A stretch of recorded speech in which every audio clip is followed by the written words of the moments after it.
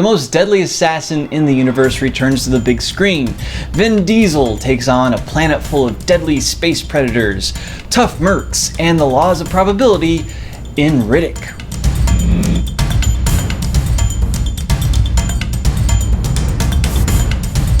John Airy here with AintItCool.com talking about the third film in the Riddick trilogy today. It's a movie that's divided into 3 different parts, each part with its own hits and misses. The first act focuses strictly on Riddick. He's marooned on an alien planet, and he's relying solely on his survival instincts to conquer the wild frontier around him.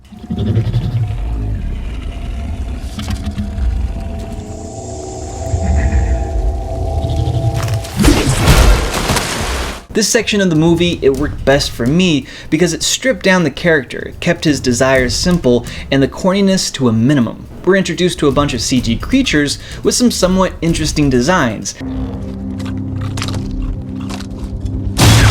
There's very little dialogue spoken, which is great considering some of the awful lines that spew from the characters' mouths later in the movie. This section of the film, it gives plenty of time for Riddick to show you his thought process and demonstrate the lengths that he'll go to in order to stay dominant over his environment. This section of the movie, it worked really well. It's very simple, very streamlined, and like I said, the character works really well in this sort of environment. I wish the whole movie had been just a survival tale of Riddick against his environment. But alas, we get to the second point of the film, which involves 2 teams of bounty hunters. Just had one thing in my way. Bounty hunters. They show up on the planet to hunt Riddick down. This turns into a cat and mouse exercise, with our anti-hero knocking off each grunt one by one. The filmmakers have assembled a good cast of character actors, including Katie Sackhoff, who shines as a hardened female member of one of the merc crews, former pro wrestler Dave Bautista, Bokeem Woodbine, and Matt Nable as a bounty hunter with a hidden agenda.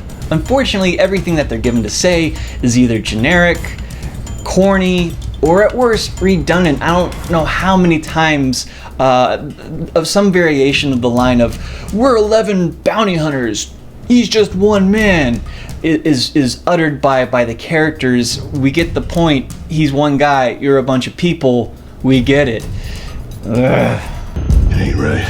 And while it was kind of fun to see Riddick hunting down the soldiers with his ninja skills and his pet zebra wolf dog, much of what takes place during this section of the flick, well, it just feels expected. What's out there? I don't know. Then we get to the final act of the movie, which is sort of just a retread of Pitch Black, with Riddick having to team up with the remaining mercs to fight a horde of alien predator creature things. To service the mythology, you had to set it in an environment that was similar to Pitch Black. This is where our adventure begins to overstay its welcome.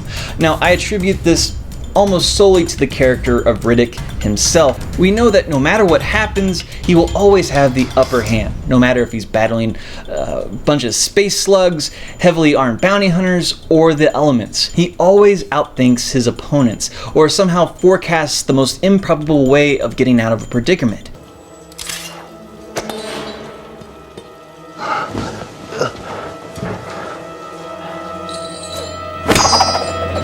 Knowing this, his dramatic dealings with the mercs and the mass slayings of the alien predators, well, it gets a bit boring. A few things struck me while I was watching this movie. Number 1, it seemed like roughly half of the action scenes worked well here. Some of these scenes take their time, laying out the geography of a battle and then letting the scene play out in long and medium shots. Then some of the other scenes shift into shaky cam, quick cut, seizure-inducing close-up shots that make you want to close your eyes. But perhaps the biggest letdown on the action front has to do with the Bautista-Diesel smackdown that occurs closer to the end of the movie. The battle chooses to use the quick cut close-up approach, yielding very unsatisfying results. Number 2, Katie Sackhoff feels totally wasted in this movie. Her lines are terrible, but she does her best with what she's given. Women in the Riddick universe, they seem like second-class citizens, and her role in this film, well, that's no exception. Her character is a strong, outspoken lesbian. That doesn't stop the others in the flick from constantly throwing rapey dialogue her way, including our protagonists. Grant any last wishes? I was referring to you. Sackhoff's final scene with Diesel, it makes no sense to me. Up until this point, she had portrayed her character as this hard, strong, lesbian soldier who didn't take crap from anybody. Yet in this final scene with Diesel, he's grabbing her ass while she's making come hither eyes at him. It's a total reversal of the character, and really I think it speaks volumes as to how women are viewed in the Riddick universe. And number 3, Riddick reminds me of an X-Men character from the 90s. He's like a mixture of Wolverine, Longshot, and Shatterstar. He seems to possess Wolverine's disdain for authority figures and his animal instincts. Riddick also has Longshot's acrobatic skills and the ability to generate good luck. As far as Shatterstar goes, he seems to exhibit the same kinds of physical and mental powers, along with a confused sexual orientation. I mean, he really goes out of his way to sexually harass Katie Sackhoff's character. It feels like overcompensation to me. Not that the chains aren't a hot look.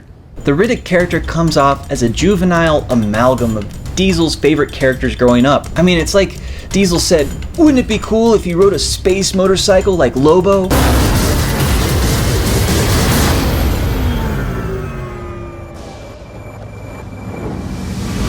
What if he killed a bunch of people one by one like Jason Voorhees?